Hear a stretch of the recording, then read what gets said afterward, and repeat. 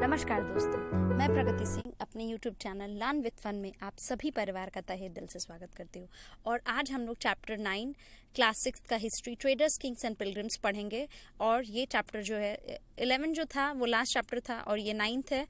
Then अब हम ये देखिए फटाफट रिवीजन के सीरीज में मैंने एक और इसका नाम रख दिया सब हेडिंग याद करते चलो। यानी मैं जो पढ़ा रही हूँ आप मेरे साथ बहुत ही इंटरेस्टिंग वे में गेम तरीके से आप इन चीज़ों को याद भी कर लेंगे। सो याद करते चलो, ये एक सीरीज है फटाफट रिवीजन के तहत। अब देखिए अब हम लोग चैप्टर 9 में क्या पढ़ेंगे कि कौन कौन ट्रेडर्स आए, देन कौन किंग्स थे, क्या क्या पिलग्रिम्स थी, पिलग्रिम का मतलब क्या होता है, भक्ति मूवमेंट भी आया, उसके बाद से जो हिंदू वर्ड है वो कहाँ से आया, जैसे कि इंडिया आया है वो उसका हम लोग ने पिछले चैप्टर्स में पढ़ा, तो वैसे ही जो हिंदू वर्ड है वो कहाँ से आया, ये सारी चीज़ें। उसके बाद से कैसे जो ट्रेडर्स थे या उन्होंने कैसे ट्रेड रूट को डिस्कवर किया। अब देखिए यहाँ पे सबसे जो अंडरलाइंड जो सेंटेंस है यही इंपॉर्टेंट है। क्यों? क्योंकि बार बार पूछा जाता है, हजार बार ये पूछा गया है। तो देखिए क्या लिखा है कि South India was famous for gold spices specially pepper and precious stone. Pepper was particularly valued in the Roman Empire so much so that it was known as black gold. Black gold किसको कहा जाता है? तो काली मिर्च को, paper को। ये question हमेशा पूछता है। आप अगर बुक नहीं पढ़े रहोगे तो हो सकता है आप कुछ और मार दो, आप हो सकता है कोयला मार दो, कोयला भी ऑप्शन में रहता है, बट पेपर को जो है ब्लैक गोल्ड कहा जाता है। तो ये चीज़ें थी, ये सबसे इंपॉर्टेंट चीज़ थी। जो इस वीडियो में मैंने जितनी भी चीज़ें हैं वो बस इंपॉर्टेंट ही डाली हैं ताकि एकदम हम फटाफट और याद करते चलें। देखिए new kingdoms along the coast, उसके बाद से क्या बहुत सारे किंगडम भी एस्टेब्लिश हुए समुद्र के किनारे। उसमें क्या था, the southern half of the subcontinent is marked by a long coastline and with hills, plateaus and river valley. Amongst the river valley that of Kaveri is the most fertile. ये देखिए southern में तो कल ही संगम poems पूछता है, तो संगम poem में कौन है mention? The Muvendar. This is a Tamil word meaning 3 chefs use for the head of 3 person। यानी कि अगर पूछेगा कि जो संगम है वो क्या है, तो वो एक तरह का एक तमिल वर्ड है जिसका मतलब होता है 3 शेफ्स उसमें होते हैं। कौन? चोल्स, शेराज एंड पांडवास। कल जो टॉप 30 दिया था उसमें एक क्वेश्चन था उसमें, तो आप लोग को याद हो जाना चाहिए कि ये जो पूछेगा अगर कि जो संगम है पोएम्स है वो एक तमिल लिटरेचर है और इसमें 3 लोगों की बात की गई है जो कि कौन कौन है? चोल्स है, शेराज है और पांड्याज है। तो ये सारी चीजें हैं। Who became powerful in south India around 2300 years ago. तो ये इंपॉर्टेंट लाइन है। उसके बाद से यहाँ पे आ जाइए, यही पूछा है, जितने भी चीज़ पूछी है वही मैंने टिक किया है ताकि जो है हम लोग चीज़ों को पढ़े तो एक्सट्रैक्ट करके पढ़ें, क्योंकि हमारे पास इतना टाइम नहीं है कि हम पूरी बुक्स पढ़ सकते हैं, लेकिन हमारे पास पॉइंट है कि हम टू द पॉइंट पढ़ सकते हैं। क्योंकि टू द पॉइंट ही चीज़ें हैं जो आएंगी। ये देखिए जो अंडरलाइन यहाँ पे आई, around 200 years later a dynasty known as the Satavahanas became powerful in western India. Western India में जब 200 ईयर्स लेटर के बाद एक दूसरी डायनेस्टी है जिसका नाम था Satavahanas. The most important ruler of the Satavahanas was Gautami Putra Shri Satakarni. He and other Satavahanas rulers were known as lords of the Dakshinapatha. तो दक्षिणापट के लॉर्ड किसको कहा जाता था? He and other Satavahanas rulers को। यानी कि ही कौन इसमें है? गौतमी पुत्र श्री सतकर्णी है और सतवाहनास रूलर्स हैं जिनको ये कहा जाता था। अब देखिए आते हैं अपने नेक्स्ट लाइन पे, नेक्स्ट पेज पे आते हैं। उसमें दिया हुआ है कि क्या क्या टेक्निक्स अपनाई गई थी। सिल्क रूट अगर बात की जाए तो technique of making silk were first invented in China around 7000 years ago. 2 चीज चाइना से हम लोग याद कर लीजिए आप। पहला कि उन्होंने सिल्क रूट को फॉलो किया था, उन्होंने सिल्क कैसे बनाया जाएगा वो चाइना में 7000 ईयर्स अगो इन्वेंट हुआ था। दूसरा जो पेपर है जिसे हम लोग ब्लैक गोल्ड कहते हैं। तीसरा पेपर जो है वो भी चाइना का ही इन्वेंशन है। तो invention of paper is done by China. तो ये है। उसके बाद से दूसरी चीज है यहाँ पे देखिए, the best known of the rulers who control the silk route were the Kushans who rule over central Asia and north west India around 2000 years ago. Exactly यही क्वेश्चन जो है आपको ये प्रीवियस ईयर क्वेश्चन में मिलेगा। मैंने इसमें डाला भी है, इसीलिए मैं सारी चीजें डाल रही हूँ ताकि आपको लगे कि मैं जो हूँ टू द पॉइंट पढ़ा रही हूँ और जो पूछ रहा है वही पढ़ा रही हूँ।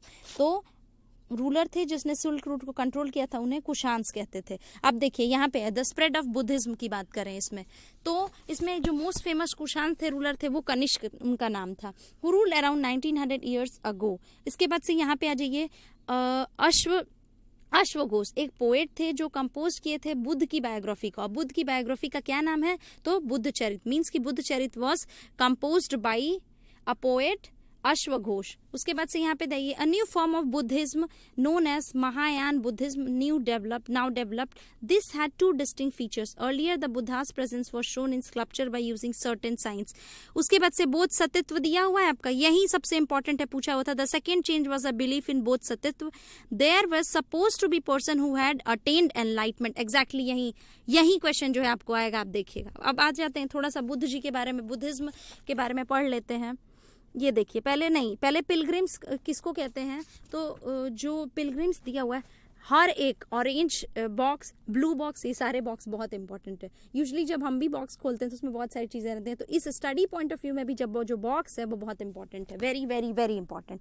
पिलग्रिम का क्या मतलब होता है? अगर डेफिनेशन भी कभी कभी पूछ देता है तो देखिए लिखा है, are men and women who undertake journeys to holy places in order to offer worship. जो एक जगह से दूसरी जगह जो है वो लोग जाते हैं पूजा करने के लिए, तो पिलग्रिम्स इन्हें कहते हैं। उसके बाद से देखिए पिलग्रिम्स में पूछा हुआ है, चाइनीज बुद्धिस्ट पिलग्रिम का क्या नाम है? फाहियान है। हु केम टू सब कॉन्टिनेंट अबाउट 1600 ईयर्स अगो। कब आए थे? 1600 ईयर्स अगो। फिर एक तो फाहियान होगा, एक है जुएन जैंग है जो इंडिया में आए थे 1400 year ago.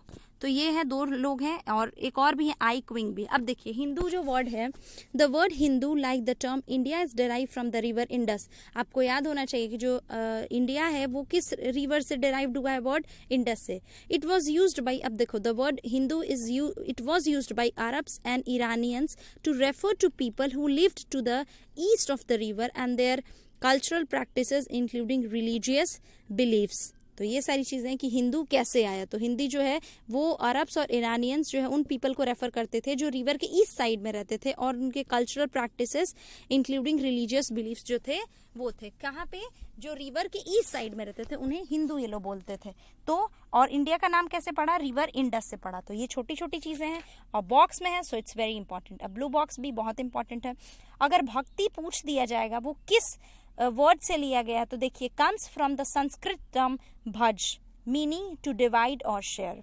This suggest N intimate two-way relationship between the deity and the devotee. Bhakti is directed towards Bhagavat, which is often translated as God.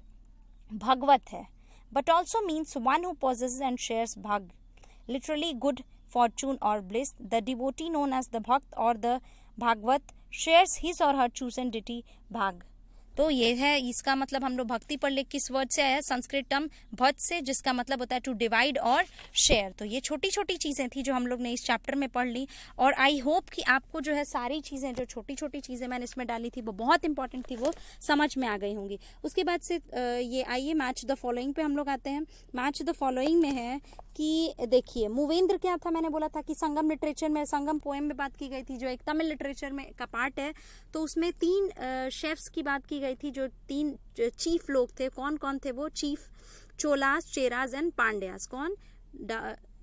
Cholas, Cheras and Pandyas. दूसरा है लॉर्ड ऑफ द दक्षिण पट। लॉर्ड ऑफ द दक्षिण पट किसको कहते हैं? सत्वनाश rulers को कहते हैं। अश्वघोष ने क्या लिखा था? एक पोएट थे जिन्होंने बुद्ध चरित्र लिखा था। उसके बाद से बोध सत्वास कहाँ पे आया था? तो वो हमारा महायान बुद्धिज्म उसी में आया था, जहाँ पे एनलाइटेंड जो पर्सन हो जाते हैं उनको कहा जाता है। और जो ये जुआन जैंग थे, और तो वो कौन थे? तो वो एक चाइनीज पिलग्रिम्स थे, और फाहियान भी एक चाइनीज पिलग्रिम ही थे जो भारत आए थे। उसके बाद से आते हैं अपने प्रीवियस ईयर क्वेश्चन पे, PYQ पे। Who among the following ruler was best known for controlling the Silk Route around 2000 years ago? अभी मैंने ये पढ़ा, इसीलिए मैं बोलती हूँ ना कि NCERT is very very important. तो बोल रहा है कि 2000 वर्ष पहले सिल्क रूट को सबसे ज्यादा जो है रूलर कौन कंट्रोल करता था? तो देखिए NCERT की लाइन लिखी गई एग्जैक्टली पेज नंबर 94 पे कि the best known of the rulers who controlled the Silk Route were the Kushans who ruled over Central Asia and Northwest India. दूसरा, in Buddhism बुद्धि सत्वास वर। बुद्धि सत्व का मतलब क्या होता है? पर्सन हु अटेन्ड एनलाइटमेंट, उसको हम लोग क्या कहते हैं? बुद्धि सत्वास। से देखिए सीटेट के फरवरी 2015 का क्वेश्चन है, और ये भी सीटेट के फरवरी 2015 का क्वेश्चन है। तो NCERT कितनी इंपॉर्टेंट है आपको पता चल गया होगा। So that's all for today. यही है आज के लिए, और आई होप आप लोग को मेरा जो वीडियो है, मेरा जो कंटेंट है वो अच्छा लगा होगा तो लाइक कीजिएगा, शेयर कीजिएगा, सब्सक्राइब कीजिएगा। और इस तरह से हम लोग ने सब कुछ खत्म कर लिया और बस अब हम लोग टॉप 30-40 ये जो फटाफट रिवीजन के सीरीज पे चलेंगे और याद करते रहेंगे। दूसरी चीज़ ये है कि आप लोग बिल्कुल मत घबराइए, क्योंकि हम लोग ने बहुत